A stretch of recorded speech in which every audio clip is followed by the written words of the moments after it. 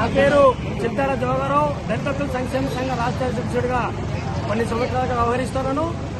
ఏదైతే ఈ యొక్క తూర్పుగోదావరి జిల్లాలో ఉన్నటువంటి ఎన్ఎస్ఎఫ్డిసి మరియు ఎన్ఎస్కేఎస్ఎఫ్డిసి కారుని సీజ్ చేశారో వారికి మద్దతుగా తెలియజేయడానికి 26 జిల్లాల నుంచి వచ్చినటువంటి ప్రజాప్రతినిధులు గాని నాయకులు గాని సందర్భంగా మీతో మాట్లాడుతున్న విధానం ఏంటంటే, మొట్టమొదటిగా ఈ యొక్క జిల్లాలో కారులు సీజ్ చేసినప్పుడు మరి గత శుక్రవారం మేము కలెక్టర్ గారిని కలిసి మేము వినతిపత్రం ఇవ్వడం జరిగింది.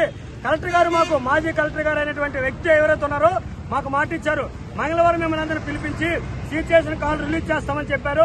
ఆ మాట ప్రకారమే ఆయన గారు ఒకవేళ వేరే దగ్గర ట్రాన్స్ఫర్ అయినప్పటికీ కూడా నూతనమైనటువంటి కలెక్టర్ గారు వచ్చి ఈ యొక్క కారులని రిలీజ్ చేశారు. మొట్టమొదటిగా పాత కలెక్టర్ గారికి ధన్యవాదాలు, వచ్చినట్టు కొత్త కలెక్టర్ గారికి అయ్యా మేము వెల్కమ్ తెలియజేస్తున్నాం. ఈ రోజు మా యొక్క కారులని రిలీజ్ చేసి ఇచ్చారు. అలాగే ఆర్టీఓ ఏదైతే లాక్స్ ఉన్నాయో వాటిని కూడా విడుదల చేశారు.